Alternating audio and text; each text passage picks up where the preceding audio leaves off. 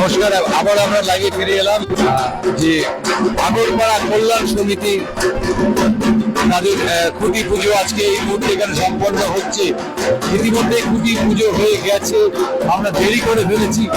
আপনারা দেখতে পাচ্ছেন এই খুঁটি আমরা আপনাদের দেখাচ্ছি। আগরপাড়া কল্যাণ সমিতি পাড়ার মানুষজনের উৎসাহ কিন্তু এখানে প্রবল, সেই ছবিটা আপনাদের সামনে সরাসরি তুলে ধরছি।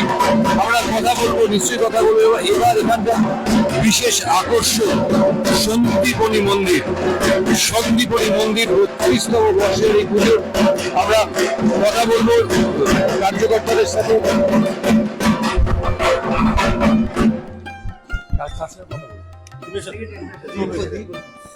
আমরা সবার সাথে সবার সাথে যে এবার পুজোয় বিশেষ কি ভাবনা রয়েছে? এবারে পুজোয় বিশেষ বলতে এবার আমাদের 32 বছরের দুর্গা উৎসব। আমাদের দুর্গা পুজো এবছর 32 বছরে পড়লো। প্রতি বছরের না, এবছর আমরা পাড়ার সবাইকে নিয়ে আমাদের যেভাবে দুর্গা উৎসব আমরা পালন করে থাকি, ওই বছরে আমাদের সমিতির পক্ষ থেকে আমরা দুর্গা উৎসব পালন করছি। এবছরে আমাদের বিশেষ ভাবনা হচ্ছে গুজরাটের সন্দীপনী মন্দিরের আদলে আমরা আমাদের এবারে দুর্গাপুজোর প্যান্ডেলটাকে ফুটিয়ে তোলার চেষ্টা করছি জনসাধারণের। আপনারা দেখছেন যে সমস্ত মানুষজন এখানে রয়েছে। পাড়া সিনিয়রদের সঙ্গে যদি একটু কথা বলা যায়, কমলদা রয়েছেন বা অন্যান্যরা রয়েছেন। আসো আসো।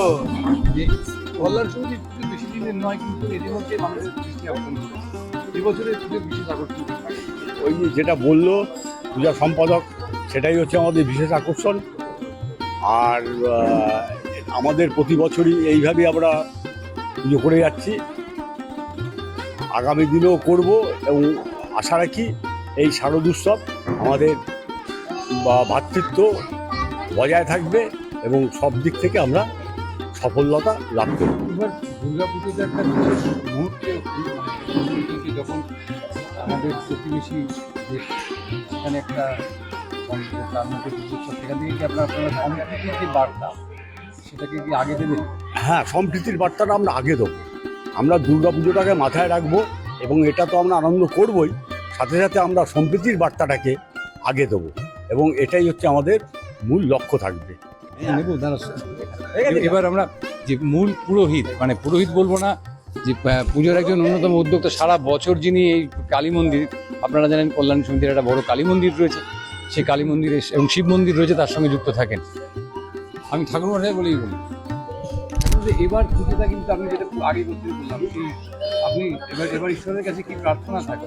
আমার তো সবসময়ের জন্য প্রার্থনা থাকে এই কল্যাণ সমিতির সমস্ত উপদেষ্টা মণ্ডলীর থেকে আরম্ভ করে, পূজা কমিটির থেকে আরম্ভ করে, পল্লীবাসীর থেকে আরম্ভ করে সকলের মঙ্গল কামনা। আপনারা শুনলেন সবার কথা। আমরা আরেকটু সবার ছবিটা একসঙ্গে দেখাই, কারণ আমরা দেরি করে ফেলেছি এই পুজোয় আসতে। কিন্তু এই পাড়ার মানুষজনের উৎসাহ দেখে এখানে একজন মহিলাকে আমি পাচ্ছি, যারা কিন্তু যাদের কাছে পুজো মানে কিন্তু সাজগোজ, পুজো মানে সব কিছু রেডি হয়ে গেছে মোটামুটি। এখনো শুরু হয়নি, সবে শুরু হওয়ার চেষ্টা চলছে। একদম। আর পাড়ার পুজোতে কেমন আনন্দ? পাড়া মানেই তো আমাদের পুজো, আর আমাদের হ্যাঁ রেডি।